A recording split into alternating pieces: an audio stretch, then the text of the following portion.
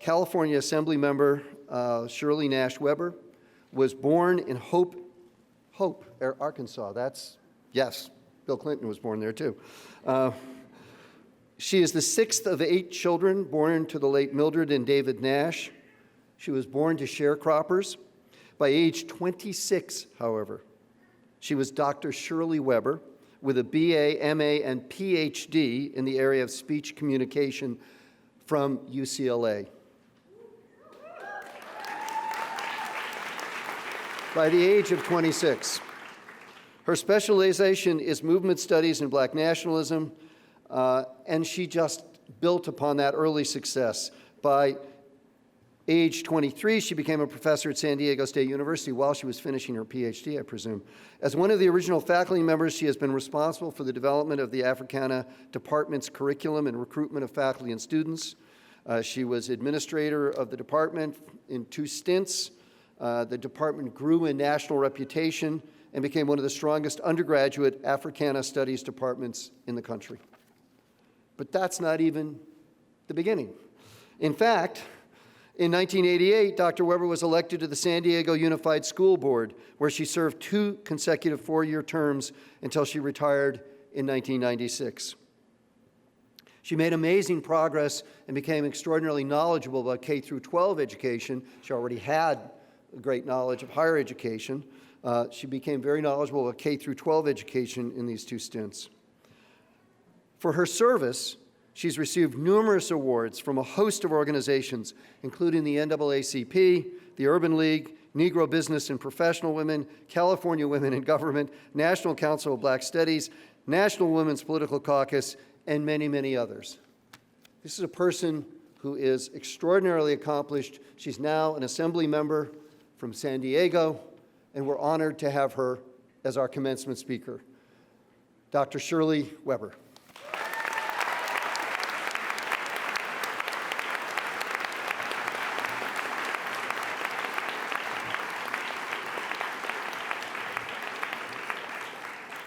Thank you, and good morning. One more time, good morning. Good morning. Okay, I think it's a good day. I think it's a great day.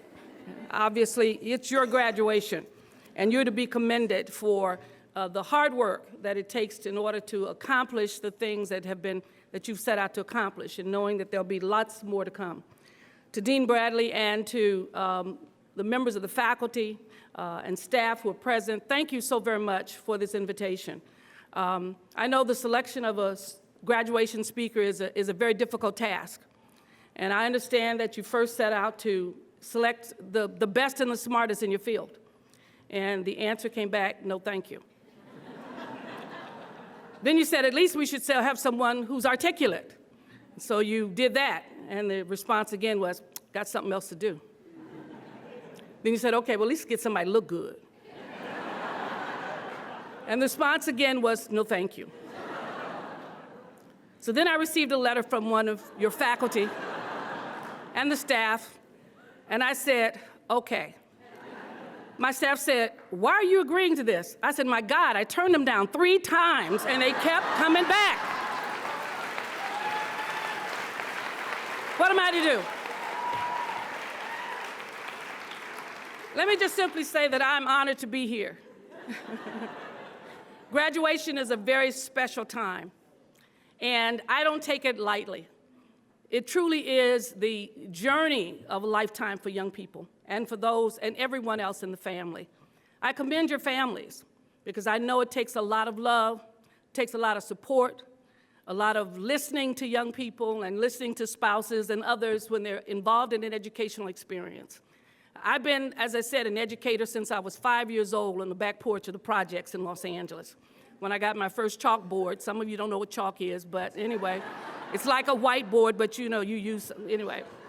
Where I began to teach all my peers and my friends. I probably didn't know what I was doing all their homework. But I enjoyed school, and it was an important part of my life. So I want to congratulate all of you for this extraordinary accomplishment. I don't take it lightly. You should not take it lightly, because it will put you in a position to hopefully transform the world, change your life, make a difference. I often tell young people everywhere I speak at a lot of graduations that, education changed my life.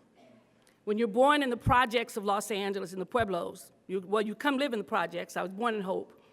And your father went as far as the 6th grade because that was all they were going to allow an African-American man to do because they felt he would work the fields of Arkansas forever.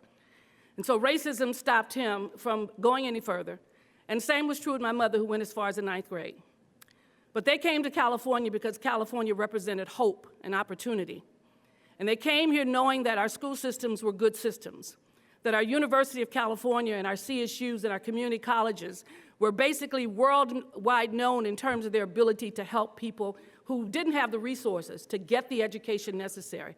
And my father told me over and over, you get an education because that's one thing that racism cannot take from you. That when you get that degree, it will open doors and you can stand eye to eye with those who look at you differently. And you can transform not only them, but everyone around you.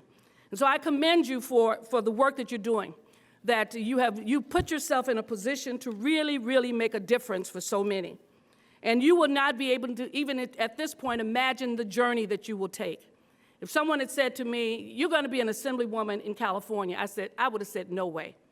If they tell me that if they said you would meet presidents and governors and all kinds of policy people around the world, I would say, not me. I'm this kid from the projects who didn't have books in her household, but had books in her school, who didn't know a lot about what was going to happen to her, but her teachers had a vision for her greater than herself. And so it's extremely important that what you're doing, that you have no way to imagine where it's going to take you, but every experience is valuable and every experience you should grab. The unique thing is that you're in California, and California is now becoming the most diverse state in the nation, with all of us coming together as one huge family. And that is being reflected in a whole lot of things, and it ought to be reflected in the policies that we make and the things that we do. Right now, the Assembly is over 50% African American, Latinos, APIs, and women, and LGBT. And I remind them regularly from whence we've come.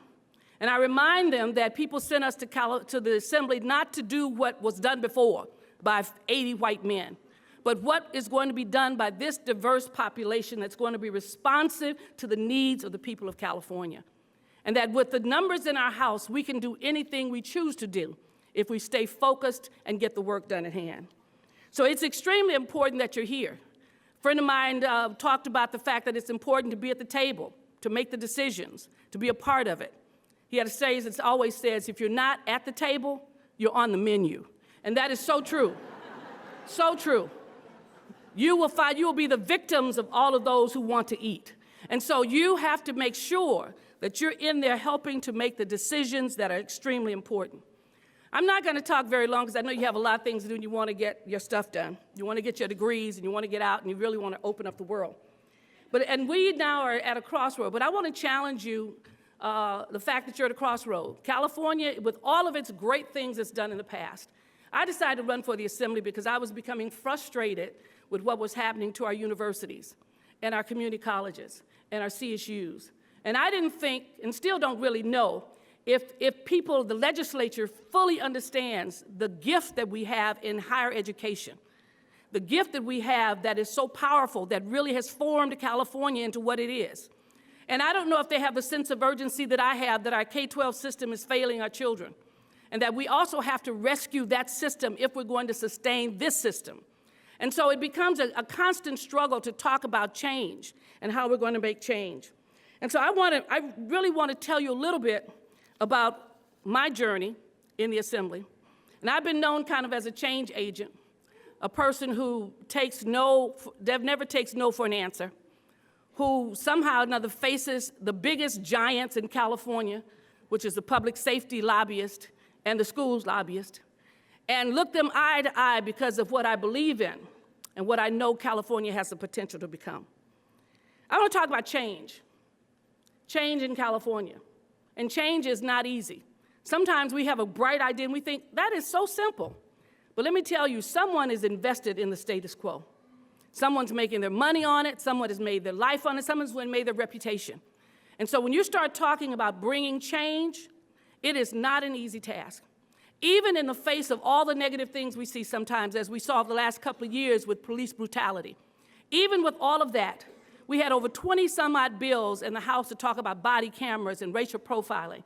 And out of that 20-some-odd bills, 2 survived. One that was really just a paper bill. The other one was AB 953, my bill dealing with racial profiling. I felt very strongly that here I am, a woman of color, whose brothers and fathers have been harassed all of their lives. And I don't have the courage to fight for racial profiling data, to change California. If not, then what am I here for? And so it becomes a situation that even when we saw all of the movies and the videos and everything we saw, people were hesitant about bringing change in a critical area in California. Because for so long, people didn't believe it even existed until people got their cell phones and started videotaping, and it went beyond Rodney King, and it went to everybody's neighborhood and across the nation. Then you would think, oh my God, they will want to change. Well, they didn't. And the battle was great. And so it made me recognize that change is not the easiest thing to do.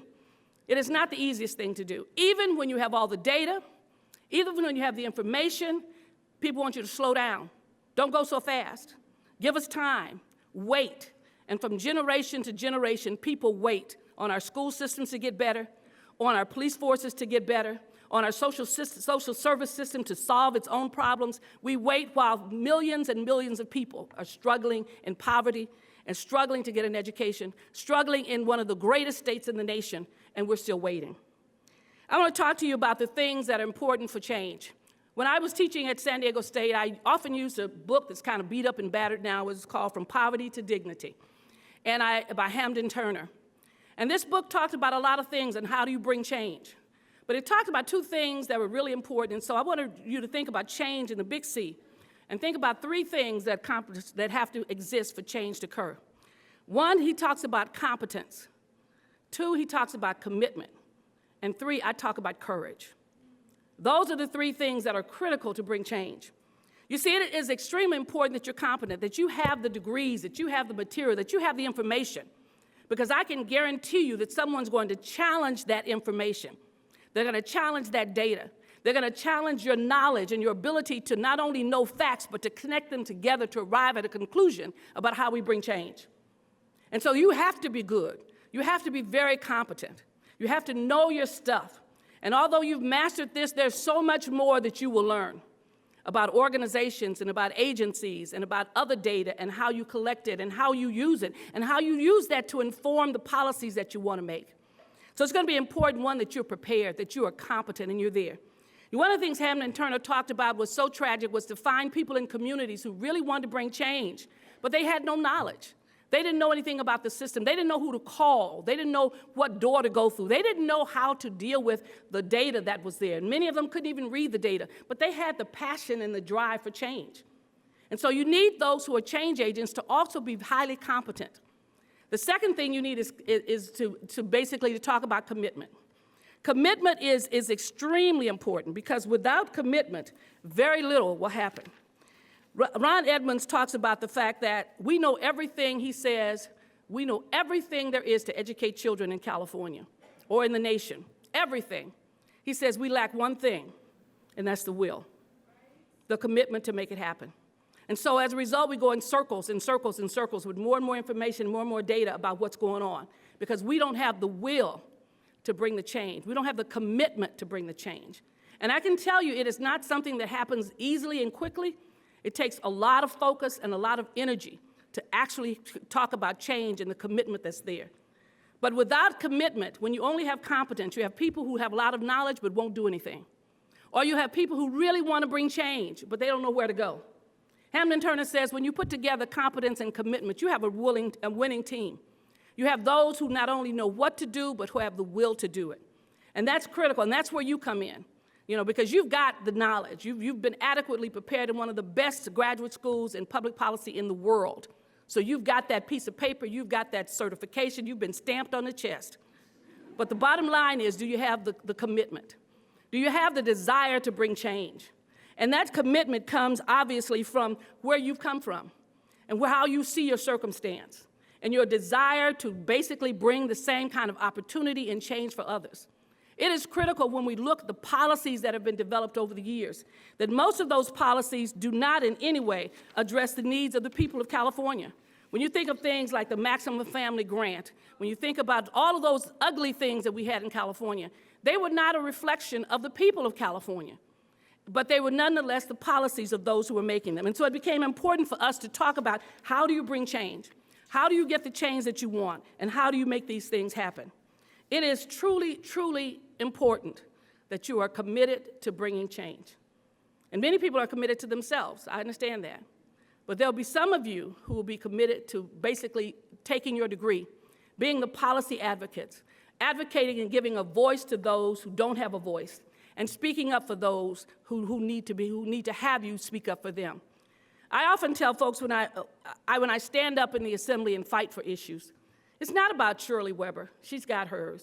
It's not about me getting reelected, because if I don't get reelected, I'm not going to cry.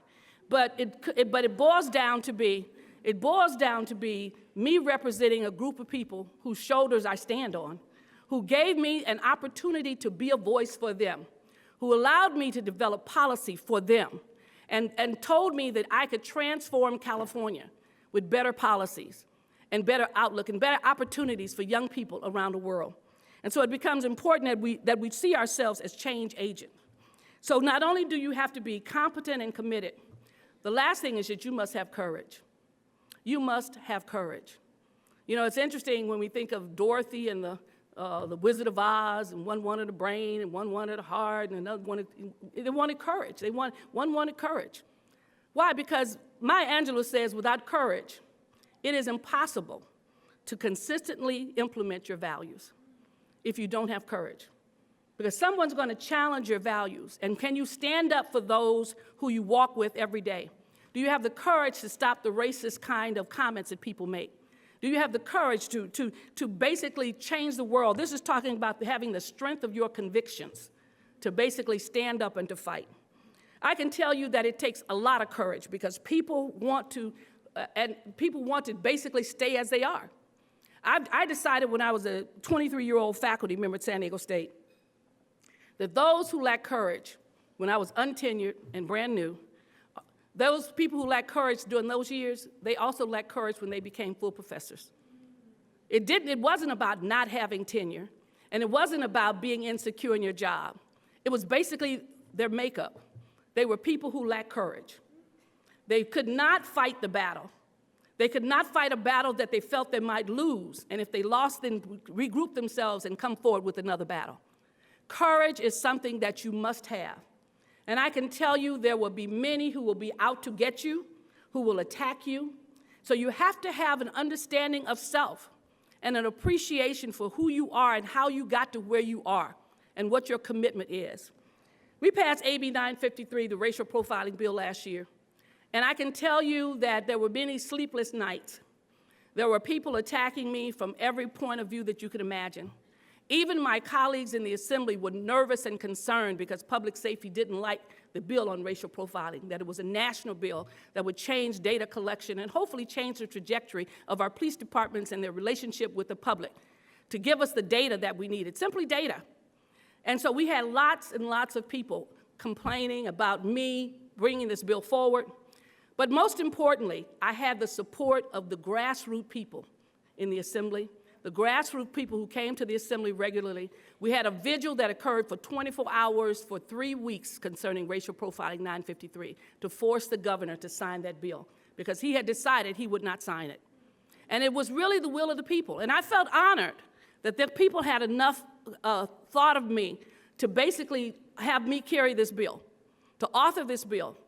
And I can remember sitting in a room with them where we had to make a decision about whether or not I was going to move forward with it as a mandate and a requirement of the state.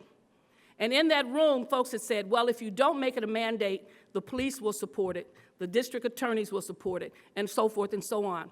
And I sat in that room and I looked in the faces of those people who I had worked with for many years. I saw the ministers and the advocates and the people in our community who have suffered so long. And all they was asking was for a little girl from Hope, Arkansas, to hold fast, to keep and hold on to it. And I said, let me think about it. and I went home and prayed about the revisions they wanted to make to weaken this bill. And the first thing popped in my mind was Shirley, my father, who had been run out of Arkansas. They were going to lynch him because he refused to say yes, sir, and no, sir, to those who didn't respect him and called him a boy. And I remembered that, and I thought, if my dad could do that, what am I doing? Then I thought about the people in Selma, on the bridge, who didn't know what was on the other side of the bridge, but they walked on that bridge with courage because they believed in something greater than themselves, and in essence, they believed in me. And so when I came back the next morning, they were all gathered in my office, and I said, the bill is done. We move forward with it. We forced the governor to sign this bill because this is a just bill, and I am the person who needs to carry this bill because I've never forgot from whence I've come, and I wanted to hold fast to the dreams that I had about changing California, and I wanted to move forward.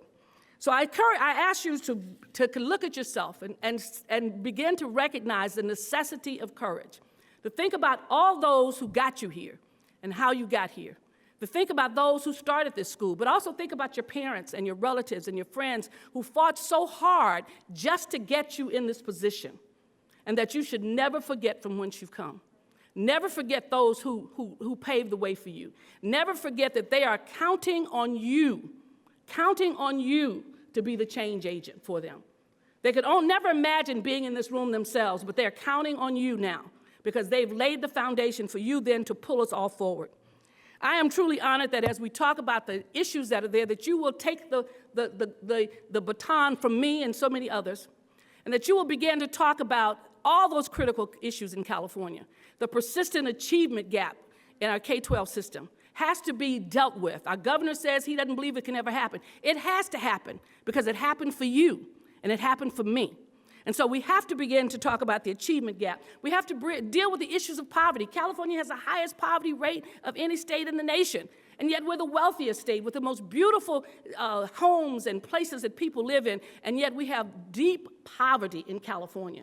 Deep poverty. We have to deal with that. We have to talk about how do we reduce recidivism. How do we change what we're doing in our prisons? And we're slowly making that change. But I fear every day as we talk about change and trying to change our penal system, that every day there comes across my desk and others a bill to take us back, a bill to criminalize more individuals, to take minor offenses and make them felonies and have more time in prison. And it goes on and on and on. People hold on to those things out of fear of what the future might hold. I hope you will be the change agent that is so important. Every day of my life, I live with the reality that nothing is going to happen unless I do it. And somebody says, that's kind of arrogant. I said, no, that puts the fire under me. That makes me realize that when things go bad, I have to ask the question, what is it that I didn't do right? If a child drops out of high school, I want to know, did I meet that child? Did I see them somewhere? Did I do something that I could have done differently that would rescue that person? None of us should feel like that it's somebody else's job. It's somebody else's America. It's somebody else's future. You should be holding on to the fact that you've got this education, you've got this training, you ought to have that passion, that commitment, and that courage to stand up and fight. I'm going to close with the story that I felt one of my persons that I admired the most was Fannie Lou Hamer. And Fannie Lou Hamer, if you haven't read about Fannie Lou Hamer, you need to read about her. Fannie Lou Hamer was an amazing woman with a limited education, but yet she fought so hard for people in Mississippi to have the right to vote and challenged them in the Democratic Party. Fannie Lou Hamer was an amazing woman.